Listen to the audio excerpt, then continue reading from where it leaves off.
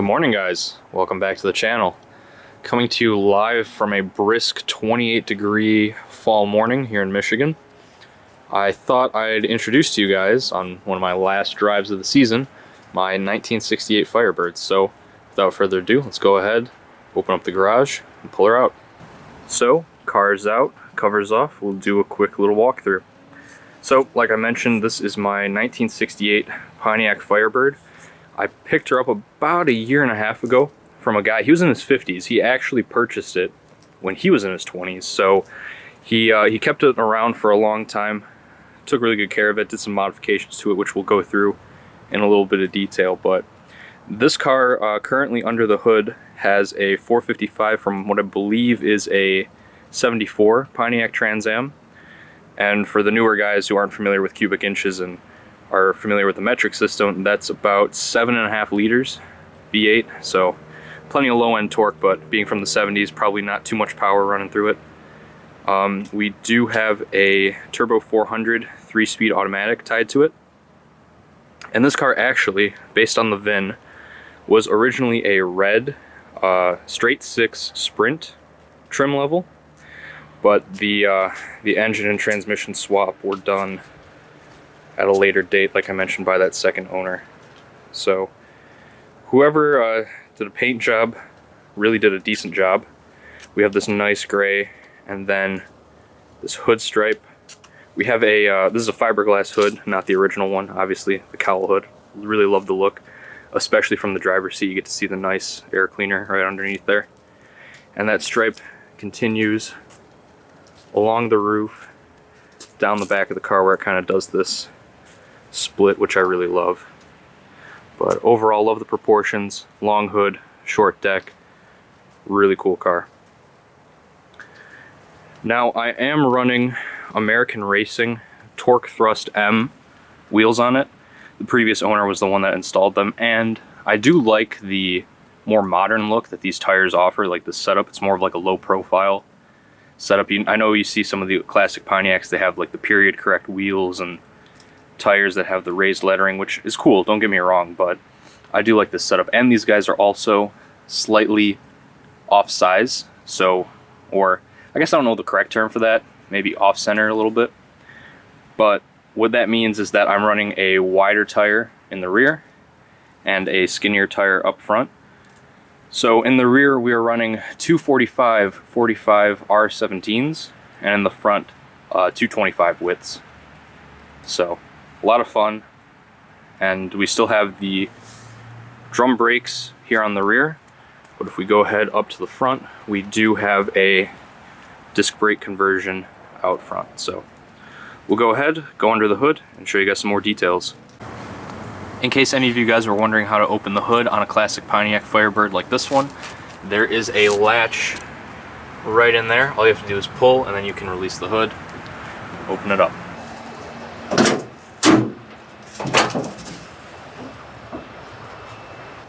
So I will say the engine bay could use a little bit of a refresh, but this is a nice cruiser as it stands right now. So as I mentioned, we have a 455 from a 1974 Pontiac Trans Am, made it to a Turbo 400 3-speed with a 2400 stall speed on it. We're also running, I guess I'll go top to bottom, a Holley 650 CFM 4-barrel, it's a dual feed, they call them double pumper carbs, with an Edelbrock Performer RPM intake, and then we're still rocking the iron block and actually Ram Air 3 heads, which I need to verify some of the numbers on there. This is what the previous owner told me, but without the entire Ram Air system, I don't know how much just changing the heads would do in terms of performance, but we'll see about that one. As well, we do have solid lifters and a mild cam under the hood. So we'll go ahead and get you off the stand and kind of show you guys that in a little bit more detail. So I will say one of the first things that I need to do in this engine bay and for the car completely is replace some of the wiring. This is, I'm assuming, the factory wiring, and it's all just a bunch of dried out spaghetti at this point. Definitely needs to be rewired. We are running, I guess we'll start front to back, an aftermarket 3-core aluminum radiator The car still likes to run, I don't know what thermostat's in it right now. It runs around 180 to about 200 degrees is where it kind of peaks out in terms of engine temperature. So any F-body guys, classic muscle car guys, Pontiac guys, let me know, is that kind of like normal temperatures? I was doing some research, and I know some of these bigger displacement engines like to run a little bit hot, but I always try to err on the side of caution just because I know blowing a head gasket is not something that I would look forward to having to replace. So coolant was changed. That was one of the first things I did. It's basically just running straight tap water through here with maybe just a little bit of antifreeze. And in the Midwest, that's definitely not good for the winters. Don't want the freezing and thawing to crack your block or anything like that. So what else? Oh, wiring. So the main battery wiring, I'll say, is brand new. And the funny part about that is right after I picked this car up, there was a car show at my work. And being excited, got a new car, I was really wanting to take this guy out. So about 3 days before the show, I was getting ready, cleaning things up, and I noticed that when I tried to start, I had a no start situation, and it was what I believe the starter just kind of blew out and didn't end up working. So in 3 days, because I was still working, didn't have much time to actually address the issue. I took it to the mechanic, and he noticed that some of my grounds were missing. So without proper grounding, the starter kind of just fried itself. Like I said, not an electrical engineer, so not entirely sure how that was overlooked. But anyway, $1,000 later, I know, huge ripoff, but within the time frame to make it to the car show, I was really pleased with getting that guy taken care of. We can also see we have the air filter. That was one of the first things I cleaned too, just because it was nice and easy. The Holley dual feed double pumper 4-barrel carb that we have up here, I do not have a choke on it, either manual or automatic, electric choke, I guess. That's one of the first things I'm going to need to do when I rewire the car, is add an electric choke to it. In the summertime, usually when it's nice and hot, and guys, don't cringe when I say this, but I usually try to keep the choke like maybe halfway open, start it up, and then eventually run out and put the choke fully off. So I know probably terrible for the engine, you want to get proper starting procedures, so it's one of the things I'll need to fix.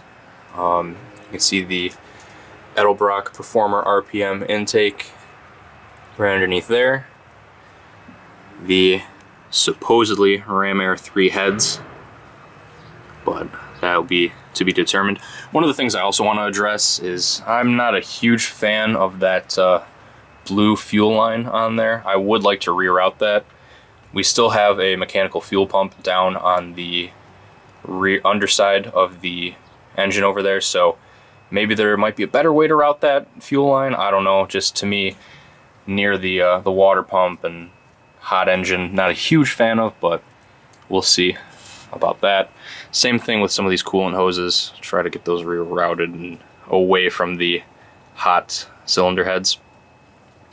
Spark plugs, that was another thing that I replaced fairly soon in my ownership. Spark plugs and the leads coming from the distributor back there, just to make sure that all of the cheap and relatively maintenance items I wanted to take care of right away, because I didn't know the last time that they were taken care of, and it's just something that it's preventative maintenance. It's a good thing to do.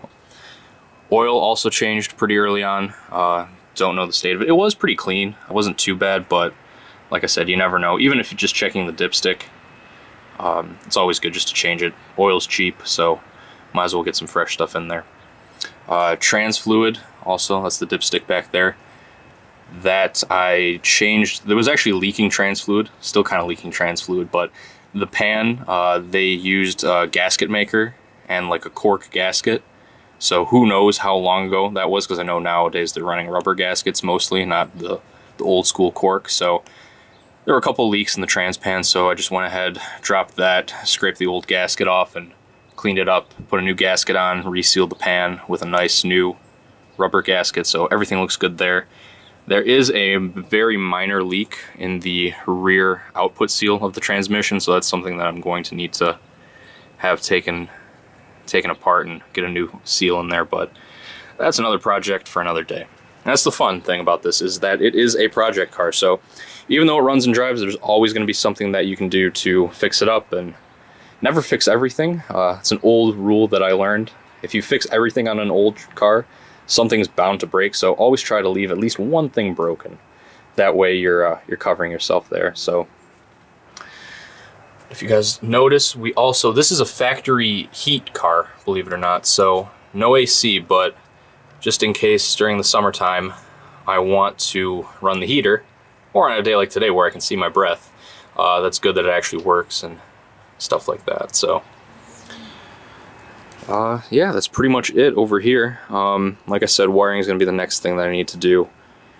And overall, it's a really simple engine bay. That's something that I like about old cars. These old Pontiac V8s and just pushrod engines in general. Super simple compared to some of the newer stuff, but overall, really fun project. So we'll go ahead and do another quick walk around, see some of the newer things that we had worked on and threw on, so we'll go from there. Some other things to note, and hopefully it's not too bright, guys, and you can still kind of see what I'm showing you. There were no windshield wipers when I got the car, so I went ahead and threw those guys on. It's nice, the wiper motor actually still functions, so I'm able to drive in rain if I wanted to. Not that I want to, but in a pinch I can do that. I do want to throw washer nozzles on there and connect up the washer hose and bottle and stuff like that, just so that way if I want to clean my windshield I can actually do that. Speaking of, this is all original glass, so some scratches here and there, but overall not too bad. Another fun thing to note is with the mirror situation, there's only one on the driver's side. These actually, I don't think, came with passenger side mirrors, but you don't really need it. There's pretty good visibility with these old cars. Another thing to note, and you guys probably can't see it under here, it's probably A, too dark, and B, frame rail's probably in the way, but we are running long tube headers and a full Catless 3-inch exhaust system running down to the back over there. And these guys are Flowmaster FlowFX mufflers. I was originally running, or the previous owner was running, 40 series mufflers, and I just found the drone, even with an H-pipe in here, just to be a little too much while driving on the street. So I'll go ahead and throw a little before and after clip in there of the exhaust, just so that way you guys can get a little sound bite of what that was like before and after.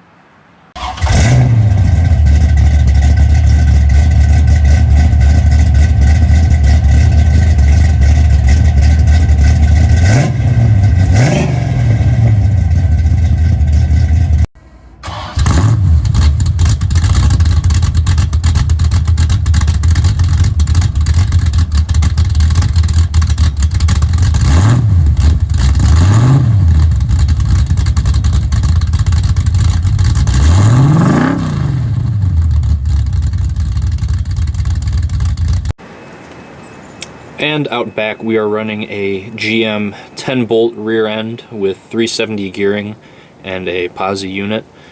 Another thing worth changing, I did the rear gear oil in here too. Overall it was really clean, inspected all of the teeth on the gears, and overall not too much damage, which is a big plus on my end, because I know rear gearing will cost a pretty penny, but overall really clean underneath. So let's go ahead, hop inside and do a quick overview of the interior. And the first thing I want to point out is, some of the older guys know this, but some of the newer guys, the younger guys might not. Old cars came with just 2 keys. You have your round one right here for the doors, glove box, and trunk, and then your octagon key for the ignition itself. So overall, very simple back in the day. It's the way I like it. So I know this guy's already unlocked. Nice push, open it. And that's another thing I like, is just the sound, the sheer sound, and how sturdy everything was back then. So give the door a nice close. Very, very solid. So let's go ahead, hop inside. So starting our entry into the car, I'll just go over some of the things that I did. New door panels.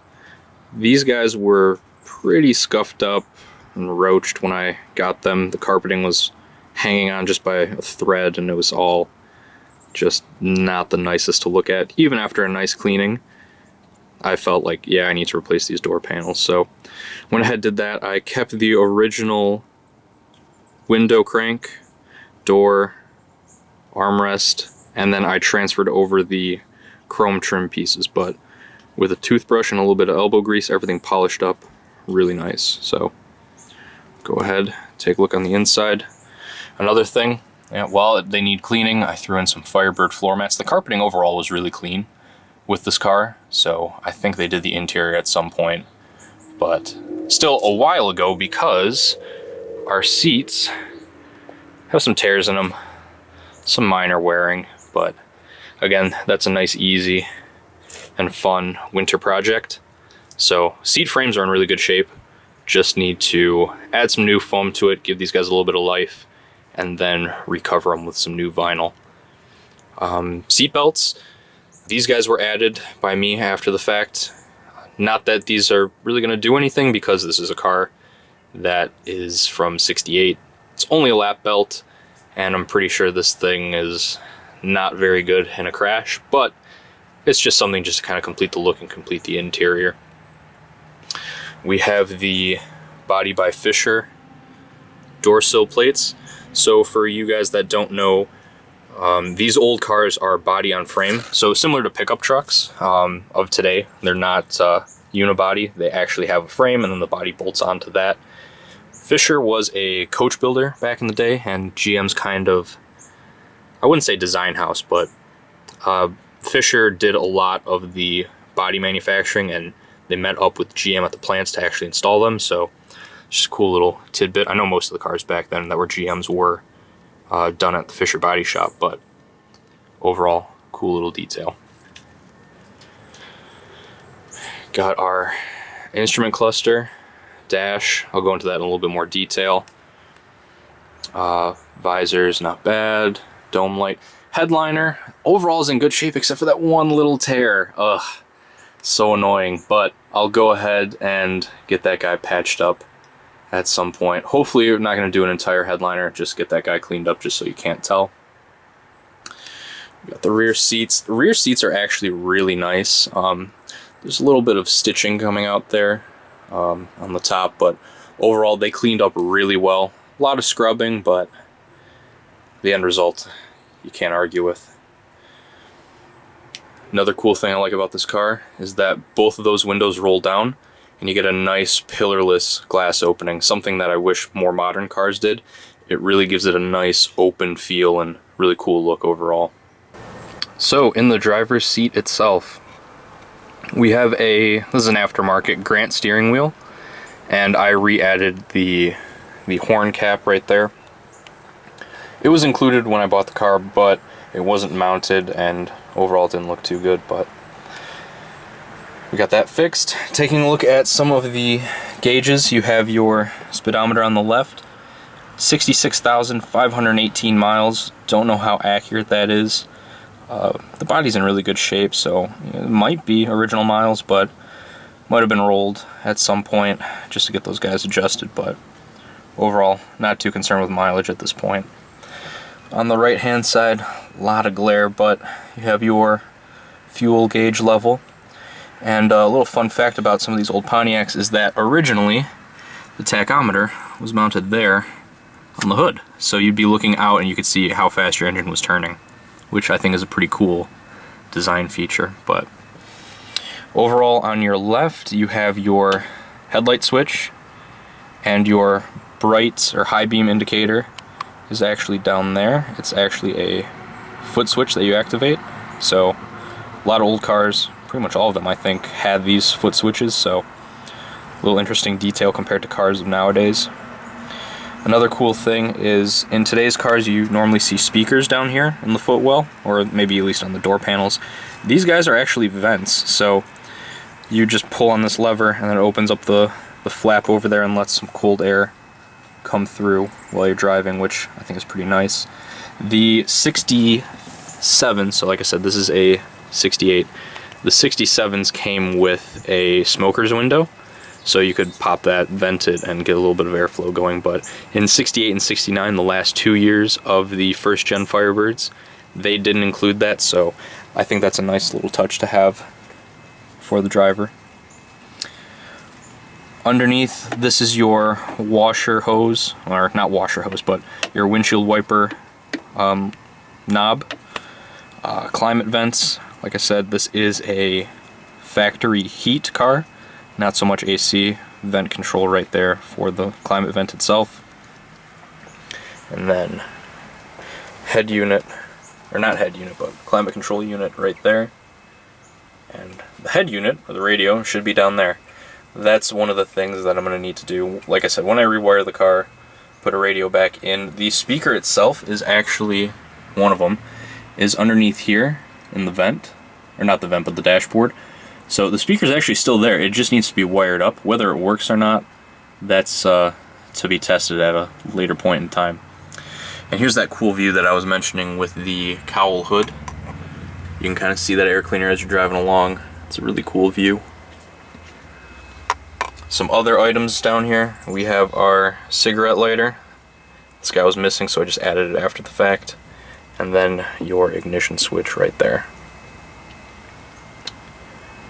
Moving down further, you have your ashtray. What car from the 60s would be complete without an ashtray? As well as some aftermarket gauges down here for water temperature, battery voltage, and oil pressure. So, really essential information while you guys are driving, just to make sure that your car is running nice and healthy. Moving over to the passenger side, we have just a standard lockable glove box. You just use that round key to unlock and open it, and just another vent. Nothing too crazy. A nice, clean dash overall. Shifter right here, like I mentioned, we are running a TH400 Turbo 400 GM 3-speed automatic. These guys are really bulletproof. I say that now, I pray to God I don't blow up my transmission, but I know a lot of drag racers use these guys just because they can take a lot of power and keep on kicking. So moving back, we got this nice burlwood console and dash, to be honest. This guy lifts open, and for those of you who are watching this in the distant future, we're in the middle of a pandemic, so mask, gloves, and other miscellaneous stuff in here, but nothing too bad. Also, this guy right here. So this is something that I want to know from you guys, just in case you know. I don't know what goes here. Now, it looks like there is an ashtray that's supposed to go here, and on, I can't remember if it's 67 or 69 models. I know it was for 1 year only. See this black trim piece? It's kind of like this pebbled material. There was a panel right here with a hinge that you could open up and expose an ashtray back here. Now, I know this wasn't factory in 68 Firebirds, this ashtray, but this console might not be from a 68 Firebird. So I'm wondering, do you guys know, am I running a different year console compared to my actual car? And what the story is with this guy. So I will say this piece is extremely hard to find. If you're not running the ashtray setup back here, and you just want the burlwood panel, not the sticker itself that goes on top, not the veneer, but the actual like substrate panel that goes on here, it's almost impossible to find. Like, even the consoles that I'm finding used on eBay for a couple $100, they're almost always missing this guy. And the ones that do have them are insanely overpriced. So let me know what you guys think. If there are any Pontiac guys or F-Body guys out watching this video, let me know. We crank the window down to get a better view. In order to access the second row seat, you see this little tab right down here. Just pull that guy up, move the seat back, and you're all set to climb in. Nothing worth noting back here, nothing too crazy. Each passenger, though, does have an ashtray, which, of course, being from the 60s, why not? And then one of the things that I did replace is this back parcel shelf. This guy was kind of peeling and coming undone, so I went ahead, recovered that guy, and reinstalled it. So about 15 bucks. Just head to your local craft store. They sell fabric. Get a can of spray adhesive, toss it on, and you're good to go. So we'll go ahead, take a look at the trunk. I think that's the last area we need to cover. Cool little thing back here is the Firebird gas cap holder. I need to install a better spring right there because this guy kind of just flops around a little bit, but got the Firebird logo, the gas cap back here. This was a nice easy fix. One of the first things I actually did because the previous owner just had a rag stuffed in there to keep the gas from kind of falling out. So quick trip to Amazon and got a new cap. So we'll go ahead, take our circular key and open up the trunk. And just listen to the sound that it makes. Just a nice solid opening sound. And same thing with shutting it. They don't make cars like that anymore, guys. Really enjoy it. So pop it open, see some of the junk in the trunk. So one of the first things I also did was go to a junkyard and pick up some junkyard rims and mount some spare tires to it. I was doing my research trying to figure out what the optimal size was, just in case I get a flat in either the front or the back, if I could use one tire setup to cover both. Because we are running a Posi rear end, and for those of you who don't know, Posi is just GM's version of a limited slip differential. We need to keep these rear wheels as level as possible just to not screw up the unit, so both left and right hand tire need to be pretty much the exact same size.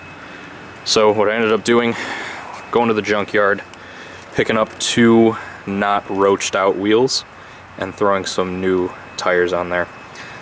Really cheap tires. I mean, the whole 2 tire setup ended up costing me around like $150, including the rims itself from the junkyard, but overall really happy that I got those guys in there, so that way, God forbid I have a flat, we can get that changed out nice and easy. Got the obligatory Cars and Coffee lawn chairs, and then some miscellaneous supplies back here. So in that box we have a scissor jack, can of Fix-A-Flat. I had a can of Fix-A-Flat until I got those rear and front wheels, the spares, and then just a couple of other miscellaneous supplies, jump pack, basic tool set, just anything in case I break down I can easily patch myself up and get home and diagnose what the problem is. So with that, I think we got a couple errands to run, so why don't we go on a quick drive, one last drive of the season, and enjoy it. Here at Graz's Garage we are very cheap. I'm currently running a camcorder mounted to a mini flexible tripod, so if either A, this doesn't work, or B, the sound level is annoying, just disregard this entire segment. Or it might not even make it into the video, we'll see. So I have the choke on, partial choke. I'm gonna see, I mean, like I said, it's about 30 degrees outside, so we'll see if she wants to start. So give it a little gas and go from there.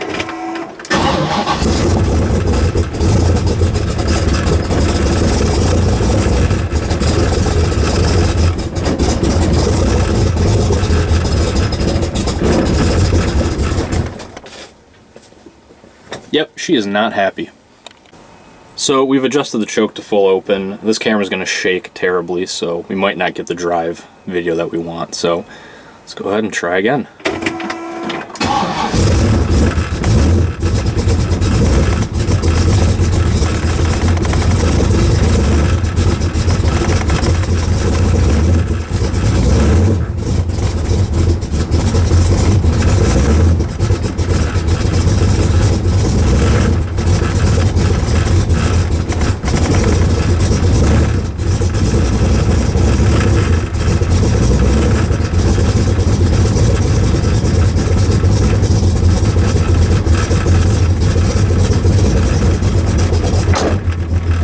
So here's some of the interior ambient noise.